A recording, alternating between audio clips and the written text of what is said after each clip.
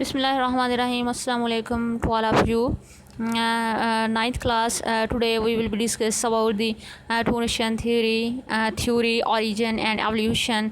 آج جو ہے ہم نائنتھ کلاس ہم جو اپنا ٹاپک ڈسکس کریں گے وہ ہے برصغیر کے مسلمانوں کی مذہبی، ثقافتی، سماجی و معاشی محرومی کے حوالے سے دو قومی نظریے کی ابتدا اور ارتقاء کی وضاحت. دو قومی نظریہ ابتدا اور ارتقاء کی وضاحت آج ہم اس کو اسٹڈی کرتے ہیں. دیکھیں کہ اس کے اندر دو قومی نظریے کے اندر مین تھنگس کیا تھی، کیا چیزیں تھیں دو قومی نظریے کے اندر جو پیش کی گئی. تو دو قومی نظریے سے مراد یہی تھا کہ برصغیر پاک ہند میں جو آج کا ہمارا ٹاپک ہے وہ یہ والا ہے. تو اس کا تھا کہ دو قومی نظریے سے مراد یہی تھا کہ برصغیر پاک ہند میں دو بڑی قومیں رہ رہی تھی. ان دو بڑی قوموں کے اندر ایک تو مسلمان تھے اور دوسری جو قوم تھی وہ ہندو تھی. اور یہ دو قومیں اتنا عرصہ مطلب ان صدیوں سے یہ دونوں قومیں آپس میں ساتھ رہنے کے باوجود بھی کہتے ہیں ان کا آپس میں اتفاق نہ ہو سکا، یہ قومیں آپس میں گھل مل کر نہ رہ سکی. تو اس سے کیا ہوا کہ دو قومی نظریے کی بنیاد جو تھی وہ مسلمانوں کا علیحدہ تشخص ہے. یعنی کہ پاکستان کس کی بنیاد پر وجود میں آیا؟ پاکستان کی جو بنیاد تھی وہ دو قومی نظریہ تھا. پاکستان دو قومی نظریے کی بنیاد پر ہی قائم ہوا تھا. تو دو قومی نظریے کا نصب العین کیا تھا؟ دو قومی نظریے کا نصب العین یہی تھا کہ پاکستان کے دو قومی تصور کی بنیاد پر یعنی کہ دو قومی جو نظریہ ہے اس کے تصور کی بنیاد پر مسلمانوں کی ایک ایسی ریاست قائم کر دی جائے جہاں پہ رہتے ہوئے وہ اپنی جو زندگی ہے وہ اسلام کے اصول کے مطابق گزار سکیں، وہ انفرادی اور اجتماعی زندگی کو اسلام کے اصولوں کے مطابق گزار سکیں، اپنی مرضی سے زندگی گزار سکیں. اگر تو وہ ہندوستان میں رہتے تو وہ کبھی بھی اپنی جو لائف تھی اپنی مرضی سے نہ گزار سکے. تو اس لیے دو قومی نظریہ جو تھا ٹو نیشن تھیوری اس لیے پیش کی گئی تھی کہ پاکستان کے جو لوگ ہیں وہاں پہ جہاں پہ جن علاقوں میں مسلمانوں کی ریاست ہے وہاں پہ ایک علیحدہ ریاست قائم کر دی جائے جس میں رہتے ہوئے اپنی زندگی جو ہے وہ اسلامی اصولوں کے مطابق گزار سکیں. ٹھیک ہے. اور نیکسٹ دیکھیں، نیکسٹ ہمارا ٹاپک کون سا ہے؟ نیکسٹ ہے برصغیر میں دو قومی نظریے کی ابتدا. ٹھیک ہے، پیج نمبر ہے 10. اب دیکھو دو قومی نظریے کی ابتدا کب ہوئی تھی؟ Two nation theory in subcontinent. برصغیر کے اندر اس کو ڈسکس کیا جائے گا کہ برصغیر میں دو قومی نظریے کی ابتدا کب ہوئی تھی. برصغیر میں دو قومی نظریے کی ابتدا مسلمانوں کی آمد یعنی کہ محمد بن قاسم کی فتح سندھ سے ہوئی تھی.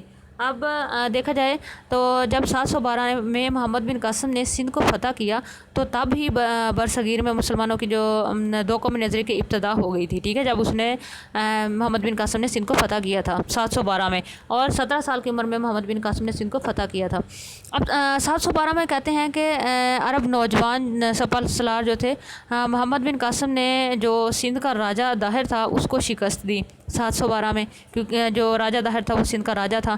اب محمد بن قاسم کے ساتھ جو کچھ لوگ تبلیغ اسلام کے لیے بھی آئے تھے، جب جو لوگ تبلیغ اسلام کے لیے آئے تھے وہ لوگ مستقل وہیں کے ہو کر رہ گئے، یعنی کہ وہ ملتان کے اندر جو سندھ اور ملتان تھا وہیں پہ آباد ہو کر رہ گئے.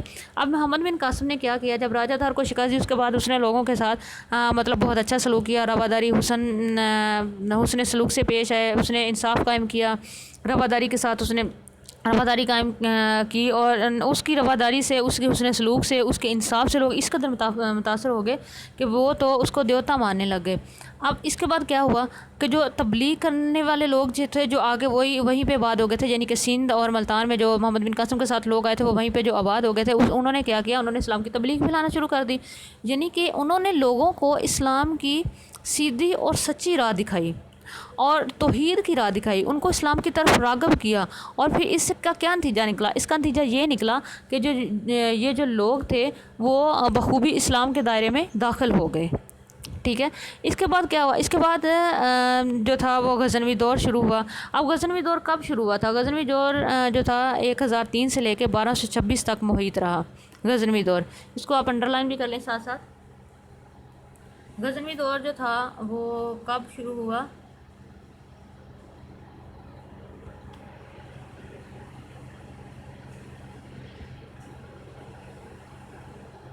یعنی کہ 1003 سے 1226 تک جو تھا وہ غزنوی دور جو ہے محیط ہے. اس کے بعد وہ کہتے ہیں کہ دیکھا جائے کہ جو موجودہ پاکستانی علاقوں میں جو فارسی زبان نے رواج پکڑا، ٹھیک ہے، اس کے بھی گہرے نقوش ہوئے.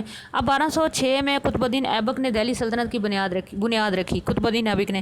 اب 1226 میں دیکھا جائے تو ظہیر الدین بابر نے دہلی میں مغلیہ سلطنت کی بنیاد رکھی، اور 1226 میں ظہیر الدین بابر جو تھا وہی تھا دہلی کا پہلا مغل بادشاہ، ٹھیک ہے، اس نے ہی دہلی میں مغلیہ سلطنت کی بنیاد رکھی تھی اور 1857 تک یہ مغلیہ سلطنت کی بنیاد قائم رہی۔ اب مغلیہ دور میں بہت سے بادشاہ، بابر بھی آیا، ہمایوں بھی آیا، اکبر، جہانگیر، شاہ جہاں، اورنگزیب، یہ سبھی بہت مشہور حکمران ہیں۔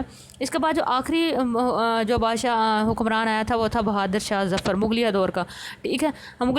بہادر شاہ ظفر کو انگریزوں نے 1857 کی جنگ آزادی میں شکست دینے کے بعد کیا ہوا کہ اس کو قید کر دیا، رنگون میں قید کر دیا تھا اس کو، ٹھیک ہے۔ یہیں پھر وہ انتقال کر گیا اور وہ دفن بھی رنگون میں ہی ہے، مغل بادشاہ جو ہے بہادر شاہ ظفر، ٹھیک ہے۔ تو یہ تھا کہ دو قومی نظریے کی ابتدا جو تھی وہ کیسے ہوئی تھی۔ محمد بن قاسم کی آمد کے ساتھ ہوئی تھی، جب اس نے سندھ کو فتح کیا تھا، راجہ داہر کو شکست دی تھی جو کہ سندھ کا راجہ تھا، ٹھیک ہے۔